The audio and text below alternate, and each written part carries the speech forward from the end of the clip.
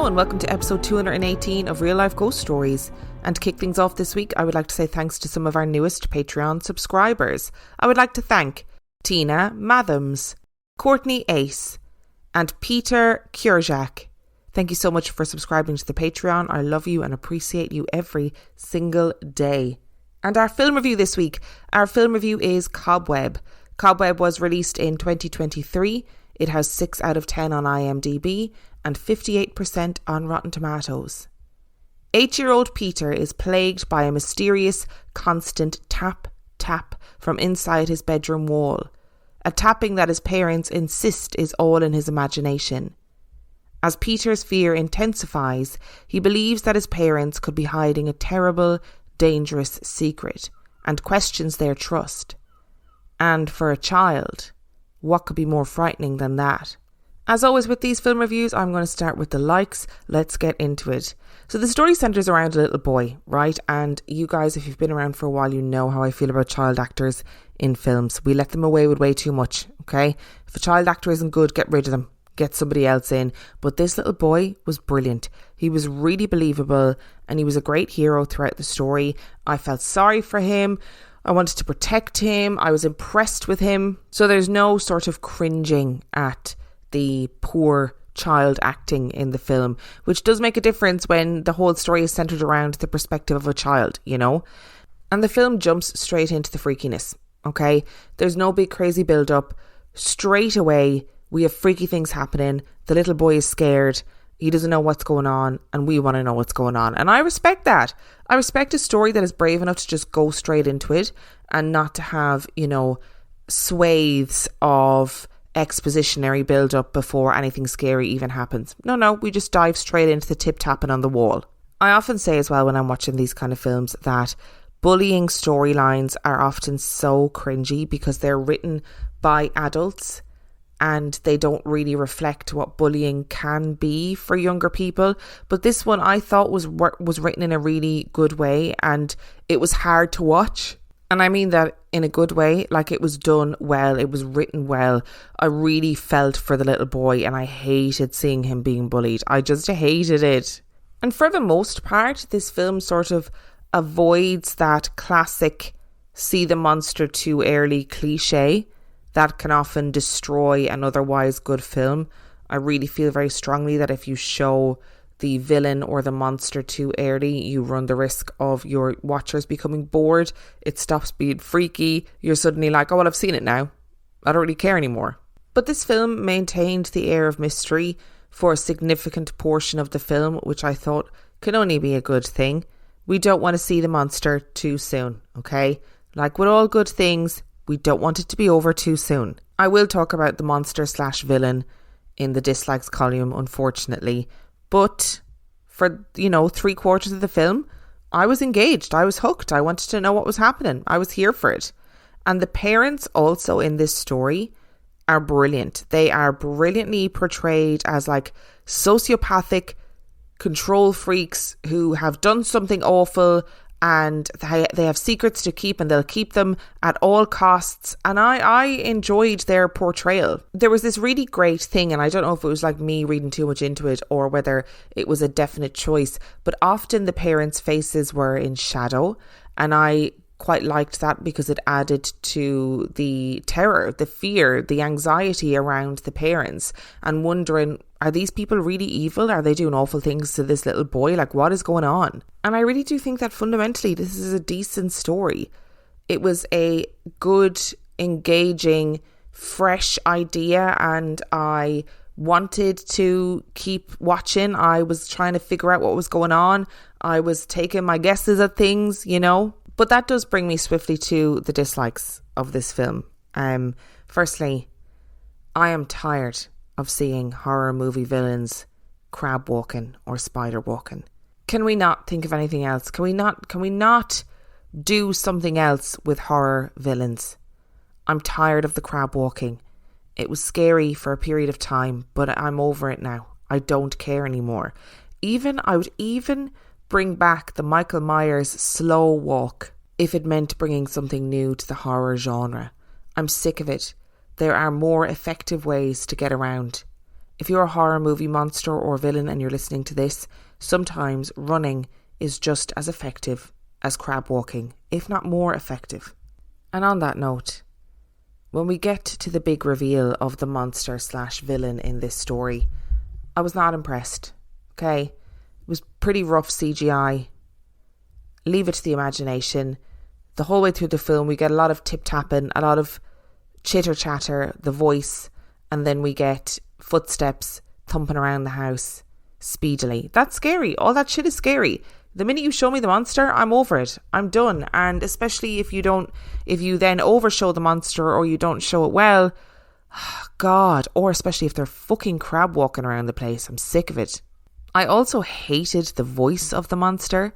Like, it was stupid. It wasn't scary. I was like, oh God, please shut up. If I was that little kid and I was faced with that monster/villain, you best believe that I'm there going, oh, okay, shut your mouth. Do what you're gonna, if you're gonna butcher me, if you're gonna, like, I don't know, cut my head off, whatever it is you think you're gonna do, just do it and stop talking to me. I don't want to hear your voice. Stop crab walking. You're not impressing anybody. Your voice isn't scary. Keep it zipped. Thank you. And what annoyed me even more than all of this was how physically dark this film was. I could not for the life of me discern what was happening on the screen sometimes because it was so dark. Why do films do this? It drives me insane. Like, am I supposed to guess what is happening? Am I paying money to a service in order for me to have to fill in the blanks in my brain?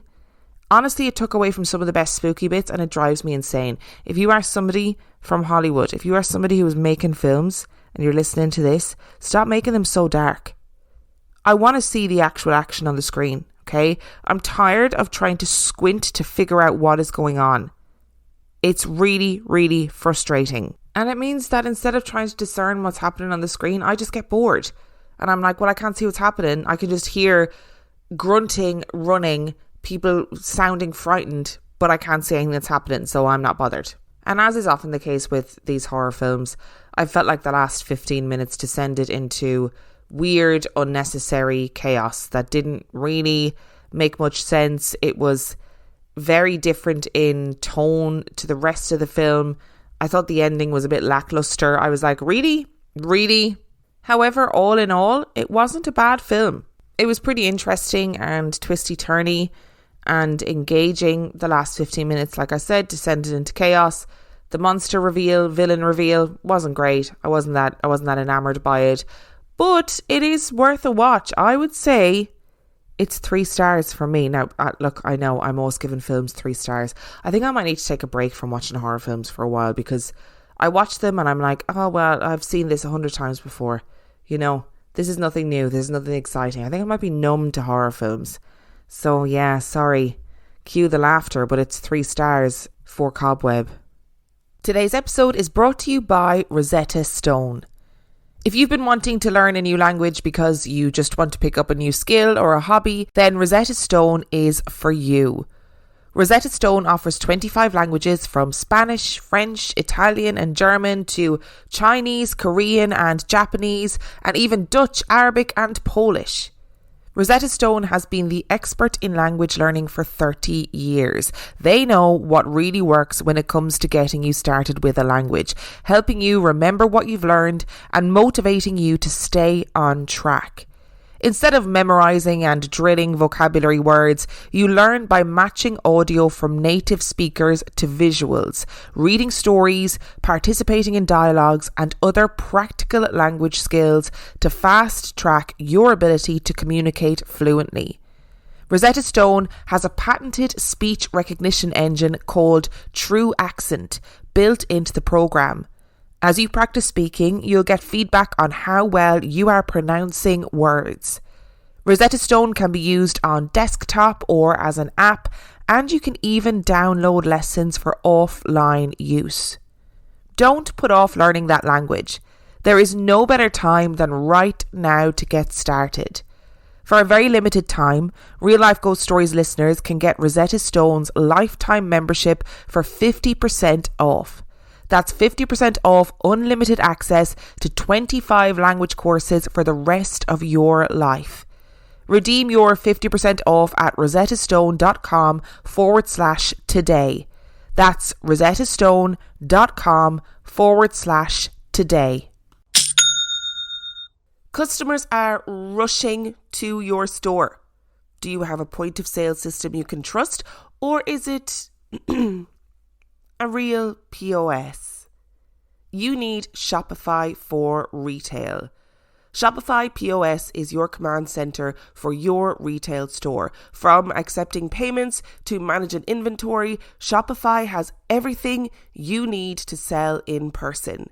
With Shopify, you get a powerhouse selling partner that effortlessly unites your in-person and online sales into one source of truth. Track every sale across your business in one place and know exactly what's in stock. Connect with customers in-line and online. Shopify helps you to drive store traffic with plug-and-play tools built for marketing campaigns from TikTok to Instagram and beyond. Get hardware that fits your business. Take payments by smartphone, transform your tablet into a point-of-sale system, or use Shopify's POS Go mobile device for a battle-tested solution. Plus, Shopify's award-winning help is there to support your success every step of the way. Do retail right with Shopify. Sign up for a $1 per month trial period at shopify.com/real-life-ghost-stories, all lowercase. Go to shopify.com/real-life-ghost-stories to take your retail business to the next level today. That's shopify.com/real-life-ghost-stories. Which brings us to our story this week. And our story this week is a UFO sort of strange, high strangeness story. And I know the UFO stories aren't for everybody. I get that. But there are people who are listening who very much enjoy a UFO story. And every so often, I like to put one in there. And today's story is all about the very famous and very strange case of the Warminster thing. Most of my research today comes from a book called History of a Mystery, 50 Years of the Warminster Thing by Steve Dewey and Kevin Goodman, which was actually a really good book.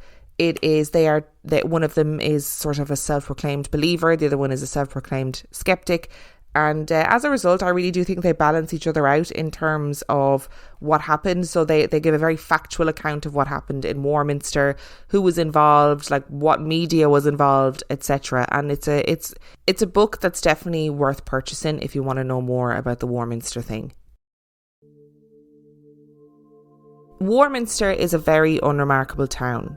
I know, a lot of our stories start like this, but it really is an unremarkable town.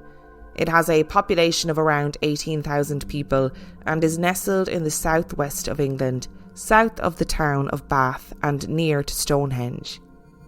It is in some ways a military town, being home to the Land Warfare Centre, and Salisbury Plains to the north is a place that is used for training and practicing military manoeuvres, and is also used by the Navy and Air Force for the same purposes.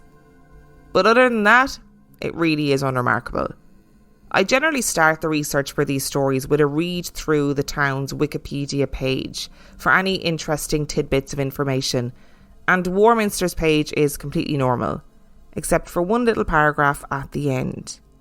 It is 3 sentences long and briefly describes a strange little tale that for some people put Warminster on the map. The sleepy little town that became the centre of a mystery that is still unsolved to this day. Imagine living in a perfectly normal town where nothing strange or unusual happens, and now imagine you are a journalist in that town.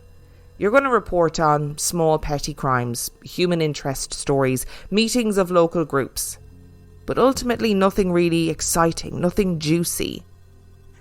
Imagine then it's Christmas 1964, and suddenly this small and sleepy town becomes the centre of international interest, and for the most bizarre reasons.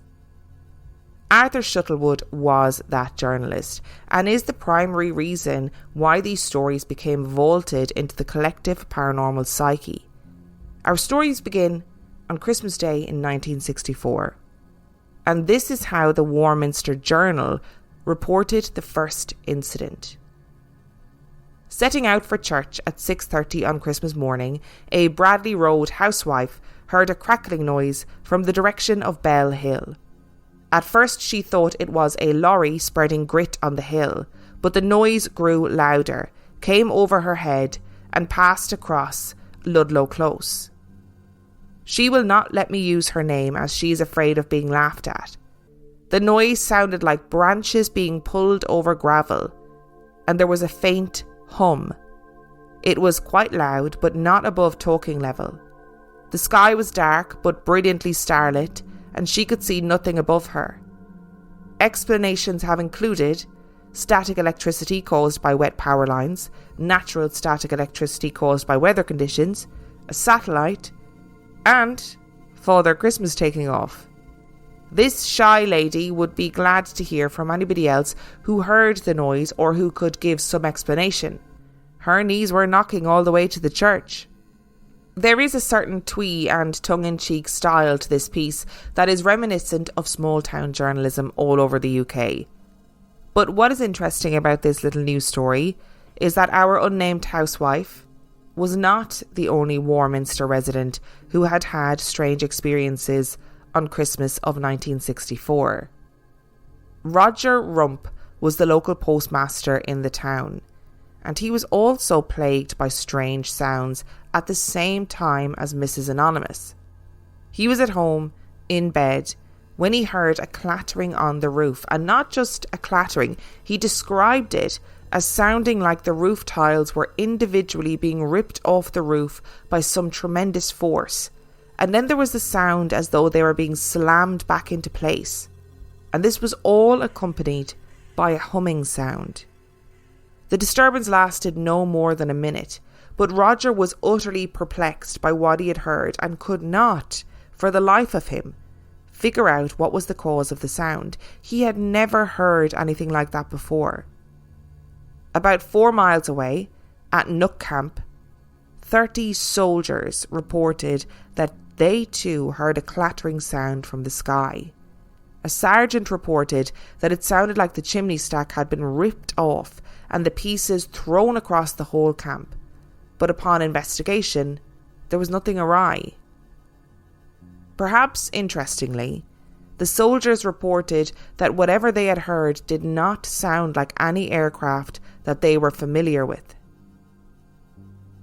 Mildred Head was awoken at 1:45 on Christmas morning to the sound of what she initially thought was branches and twigs being dragged across the roof, which was quickly followed by what she described as the sound of heavy hailstones battering against the roof.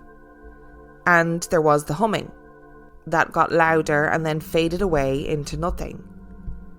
Suddenly it was clear that it wasn't just Mrs. Anonymous's story, but it was the whole community's story. People from all walks of life had experienced this disturbance and no one could explain what had happened. And the sounds didn't end in 1964. The experiences continued into 1965. In March 1965, a couple reported that they had experienced an onslaught of noise over the roof of their house. The familiar sounds of banging and rattling, coupled with the humming, and this time, the family cat was violently ill after the noise had died away. The cat seemed to have been frightened by the sounds, and vomited repeatedly after the sounds had disappeared. Perhaps this was just an eerie coincidence. Except people were reaching out to journalist Arthur Shuttlewood, and of those who had animals, reported that the animals seemed terrified by the sound, and some reacted physically to the sound, shaking or being ill. In February 1965, a man who lived on the southern side of the town reported that a flock of birds had literally been killed mid-flight. The man, a David C. Holton, had come across the dead flock and was so shocked that he decided to examine the birds and could see no physical reason for the death of the birds and surmised that could it have possibly been the sound that killed them? If it was possible that animals could be physically affected by the sound from afar, was it also possible that these birds had experienced the source of the sound in the air and at much closer range, and therefore had dropped dead? On the 25th of March 1965, Ted and Gwen Davis, who lived in a village 2 miles south of Warminster, reported that while they were eating their breakfast, the house was suddenly engulfed with a metallic grinding sound that made the rafters shake. When they went outside, the noise had stopped and the sky was blue and clear. And the experiences continued. People from all around the town reported metallic grinding sounds coming from the sky, whistling sounds that developed into a loud buzz, the sound of stones or large hailstones rattling on the roofs of houses. One woman reported that she and her family had heard the bumping sounds on the roof, and then a light illuminated her bedroom from outside, and it was so bright that it was like daylight for a few seconds, and then nothing. And then things changed. The auditory phenomena changed and people began to see things in the sky. Most notably, people began to see a huge cigar-shaped metal object in the sky. The wife of the local vicar, Patricia Phillips, and her son allegedly watched one of these cigar-shaped objects in the sky for 25 minutes. She was absolutely certain that this object did not move in the period of time that she watched it for, saying that it eventually turned on its axis and disappeared. At this point, the entire Phillips family and a visitor watched this object in the sky. More objects in the sky were seen by multiple other witnesses in different locations, including 17 people who were swimming in Sheerwater Lake. But on the 17th of August, 1965, an explosion in the sky rocked houses in the Boreham Field housing estate. There were a series of booms and jolts that shook houses. A huge orange ball of flame was seen in the sky, and 2 windows in a house below were shattered with the force of the explosion. None of the neighbouring military facilities claimed any responsibility for the events. And with that, Warminster became an international sensation. It was silly season in the UK media, that period of time in the summer months when Parliament goes on their summer break, and with the lack of politics comes a deluge of alternative news stories, and the Warminster thing was the perfect column filler. And the experiences in Warminster didn't end, because the next big event was the photograph. The photograph became known as the Faulkner photograph. On the 29th of August 1965, Gordon Faulkner left his house carrying his camera. He was en route to his sister's house when he noticed something in the air, a disc that was moving quickly. He knew that it was moving too fast for him to be able to take a picture easily, so he pointed the camera in the vicinity of his suspected trajectory of the craft and snapped. He didn't think that he had caught anything, but when the picture was developed, by some miracle of quick thinking, he had captured the craft on camera. As always, the Faulkner photograph will be posted on Instagram, Facebook and Patreon, but if you don't use any of those platforms, you can simply Google Faulkner photograph Warminster. The photograph is grainy, as you can imagine, and it is a photograph of something that is far off in the sky over Warminster, a tiny speck. And when the section is enlarged, it is even more grainy, of course, but it is an image of a disc-shaped object, high in the sky, with a dome on top. Arthur Shuttlewood had been the person at the centre of this case. He was the person who received the reports of the sightings, and he was the point of contact for the media. But he remained sceptical about what was actually happening in Warminster. He believed that the people who had witnessed or heard something had indeed witnessed or heard something, but he was sceptical as to what exactly that might be, until he himself came face to face with the Warminster thing.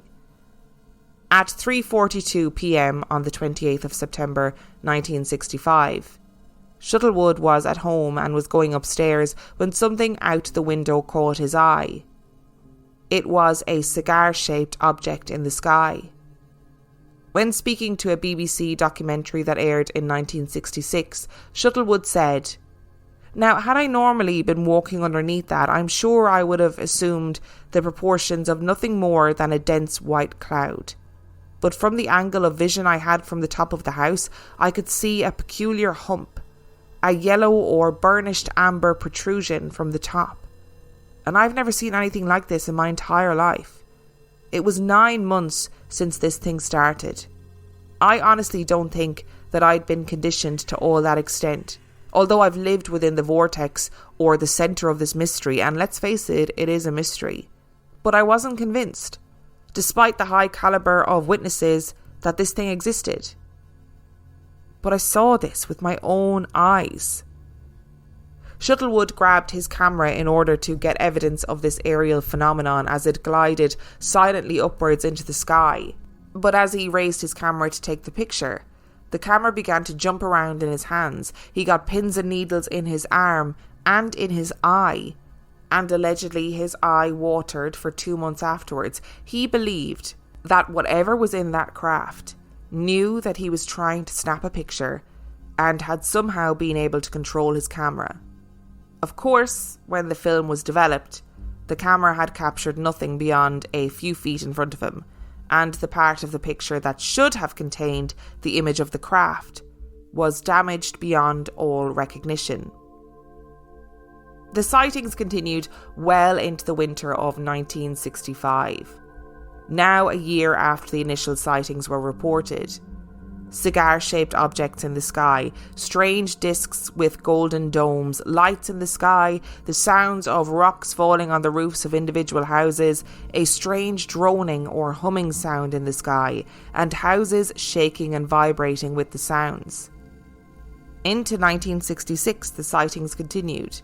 In June, a Mrs. Marson reported that one night at home, she had heard a deafening humming, which caused her house to shake, and then a bright light illuminated the house like it was daylight and then disappeared. Lights in the sky continued to be reported. In 1967, reports of UFOs occurred across the country, including one of the most well-known sightings of the Devon Flying Cross. In a 2016 article about the incident, Nick Redfern wrote, October 24th was the date upon which one of the most widely reported cases occurred. The witnesses were Roger Wiley and Clifford Waycott, both police constables. It was shortly after 4 a.m. when the pair was approaching Brandis Corner in the county of Devon that something incredible appeared in the skies. 29-year-old Constable Wiley said of the object, "It looked like a star-spangled cross, radiating points of light from all angles. It first appeared to the left of us, and then went into an arc and dipped down, and we thought it had landed." PC Waycott provided the following words. "When we got out to look, it started moving again. It was not an airplane or a helicopter, but it was as large as a conventional aircraft." And PC Wiley wasn't finished. "It seemed to be watching us and wouldn't let us catch up. It was at various altitudes all the time, but mostly just above the trees. It had terrific acceleration.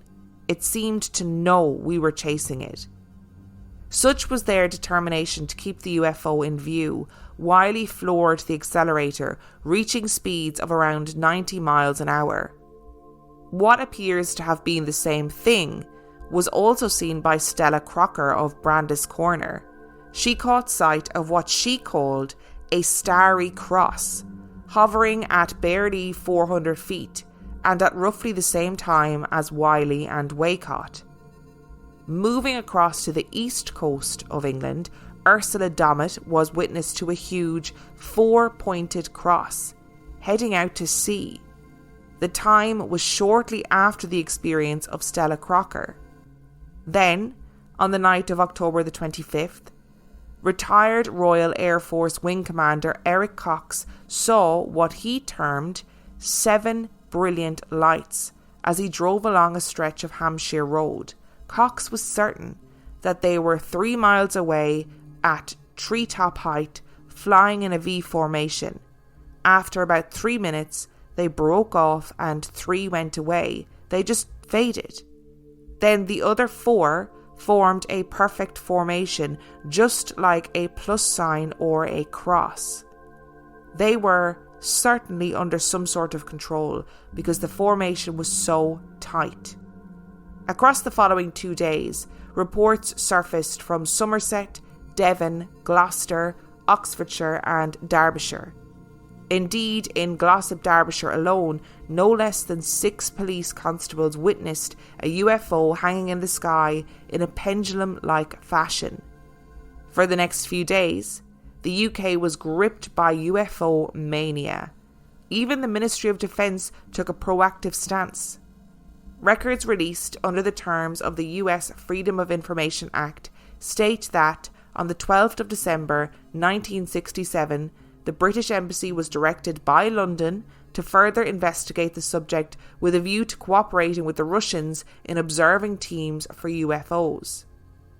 Late 1967 was, without doubt, quite a time when it came to the issue of UFOs in the UK.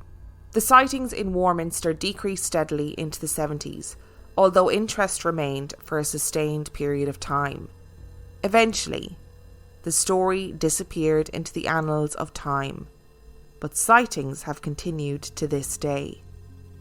And I would love to tell you, dear listeners, that I have a neat solution to this puzzle. I have the answer to this story, so we can wrap it all up in a nice little Christmas bow. But no, I do not. I have some theories for you. I have some further information that may help to shape your ideas around this story. But no, I do not have an answer.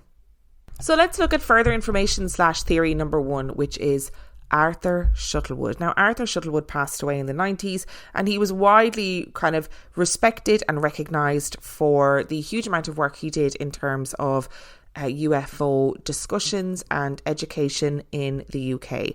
So he was the reporter and the point of contact to everyone. The story starts with Arthur Shuttlewood and it continues with Arthur Shuttlewood. So his wages at the time would have been pretty low, like quite low. And apparently at the time, when you sold a story to a national newspaper, so the national newspapers would have had regional points of contact, and Arthur Shuttlewood was a regional point of contact for national newspapers. And when you sold a story, you would make a certain amount of money per word or per line. So it might be like 2 pence per word or 10 pence per line. So it was in Arthur's best interest to sell these stories to newspapers. And actually, apparently, it's estimated that he doubled his wages by doing this. So he made a wage reporting on local news, and then he made the same wage selling stories to national newspapers. I am not judging him for that. You make that money, Arthur. But what I'm saying is, it was definitely in his best interest to keep these stories alive. He also researched the Warminster thing for years and years after the money and the interest had stopped. There you go. And while he was deemed to have a very creative writing style, it is said that he didn't seem to exaggerate or fabricate any of the stories that were presented as from local people. So it's not like he went and he was like, oh, I'll just say this is from somebody anonymous and I'll make up the story. No, it seems that the stories were real. They happened to real people, and these real people did approach him to tell him these stories. And also, it seems that these stories weren't exaggerated. That is what happened. So while I think, yes, it was in Arthur's best interest to sell these stories to national newspapers, I don't think that was his sole reason for keeping this story going. I think, yeah, he probably would have been like, shit, this is making me money. Brilliant. There's a bit of an interest in it. It's silly season. Nothing's happening in the Houses of Parliament. Therefore, these weird stories are going to get the exposure that they ordinarily wouldn't get. So I'm going to capitalise on that. Can you blame him for doing that? Absolutely not. It is also important to note that in one of his books, his first book, Arthur writes about these phone calls that he got from aliens, right? And to be clear, He says that he recognises these phone calls are more than likely a hoax, but he thought, look, we're including it anyway because it's because it is part of the story. And he would get these phone calls from the phone box in the estate where the big explosion happened, the Borum estate, right? From the phone box. Pretending. Now listen, I'm saying pretending. That obviously means that I have my bias already. But these phone calls would say, listen, hi, we're the aliens. We're ringing you from a phone box so that you can't get our location. But we've got some messages for you. And Arthur, because he's a good journalist, was like, sure, tell me these messages, oh alien people. One of the messages claimed to be, one of the alien contactors claimed to be the queen of this alien race. And as was pointed out in the book that I did the research from, it seems very short-sighted that the alien race would bring their queen to Earth if they were doing some sort of recce or, you know, going there to start a war. It seems likely she'd be left at home. But we don't know anything about these aliens. Let them do what they want to do. If they want to ship their queen around, good for them. In Star Wars, Princess Leia spends a lot of time bopping around on ships, as does Queen Amidala. Listen, I don't know, okay? But anyway, these aliens that were ringing him from this phone box would give him a lot of messages, a lot about ecology and about how humans needed to be looking after the earth, how the waters and the air were being polluted. That's not a bad message. We can all get on board with that, even from a 2023 perspective. Also, which I thought was slightly problematic, a lot of very Christianity-centric ideas about humanity. A lot of talk about morals, sin, anti-abortion. The reason for mental health issues and stuff was that people are sinning. You know, things that I sort of thought, that seems very akin to Christianity. And I'm not attributing those things to Christianity and saying all Christians believe those things. But these aliens talked about the second coming of Christ. They talked about Jesus a lot. And look, if it was me, if I was an alien coming from another planet, I probably wouldn't be ringing a local journalist from a local phone box to give him all these great messages. I'd probably go straight to the top. You know, I'd be like, listen, we need to speak to somebody who can actually implement change, not a small town journalist in a small town. There was also a story that I just didn't include. I mean, there was a couple of stories that I didn't include. One was this report of of strange people seen around Warminster, and the report was very clearly, it was a man who was dressed inappropriately for the weather, who was walking as though he was drunk in the town of Warminster, who was arrested and then wouldn't tell the police who he was. I don't think that's anything to do with aliens. I'm just going to put it out there. I don't think it is. I think if strange things are happening in a place and it's widely reported in the media, you are going to attract new people to the town. Secondly, there was a man and a woman who allegedly, even saying this is making me laugh, who allegedly witnessed one of these crafts. They got a message to say, you need to be on this hill at this time. They went, and 3 minutes after the allotted time, a craft appeared in the sky and it landed. And they went to see what it was, and it was actually a very small disc-shaped spacecraft with a golden dome on the top, as was seen in the picture. And a tiny ladder came out of the spacecraft, and tiny creatures emerged from the spacecraft who then grew to normal human size. And then they shrunk back down again with the man and brought him away in their spacecraft. And again, maybe I'm showing my bias. Maybe I'm being judgmental, not including that story in the narrative, but it didn't feel like it really fit with the rest of the narrative of this particular story. So while I think that Arthur was out to make some money, good for him, make that money, Arthur, I actually don't think that he fabricated these stories. I think that he saw an opportunity, saw a weird story that was going to gain attention nationally, and he went for it, and fair play to him. Good for you, Arthur. The other person of interest in this story is somebody that you may not remember. David C. Holton was the person who reported the dead flock of birds. It was pigeons specifically. And later, I think in the early 2000s, he wrote a letter and said that he had played a part in the perpetration of mass hypnosis. So he was somebody who was interested in alternate medicine, all that kind of jazz, and he was interested in hypnosis. And while he was reading about hypnosis, he became interested in mass hypnosis, like things like subliminal messaging, for example, which I understand isn't necessarily the same as hypnosis, but it's, we're in the same vein. And he said that the sounds that were reported, so these humming sounds, the sounds of, branches over roofs, whatever it was, that gave him the perfect opportunity to try out mass hypnosis on everybody. So he said that he made up the pigeons story, the finding the dead flock of pigeons, in order to encourage the perception that something strange was going on in Warminster. He then was the person who suggested spaceships, which is true. He seems to be the first person in this whole story to suggest UFOs or spaceships. Apparently, he said regularly to Arthur Shuttlewood when they were corresponding that things like, it won't be long until lights are seen in the sky, it won't be long until loads of spaceships are witnessed, it won't be long until they're landing if they haven't landed already. And he said that he did that in order to plant these subliminal ideas into people's minds, and then it was evidence enough for him when people started saying, oh, I saw lights in the sky and whatever. He drops out of the narrative relatively early on, in that kind of early summer of that silly season of 1965. He drops out of the narrative, kind of because he said he was like, my work here is done. He kind of, rubbed his hands together and was like, well, that's done. I'm off. See you later. And there's something about that take on the story that sort of rubs me up the wrong way. Yes, I understand how you could do it, and I understand that the power of perception is incredibly strong and subliminal messaging is incredibly powerful, etc., etc., right? I understand that.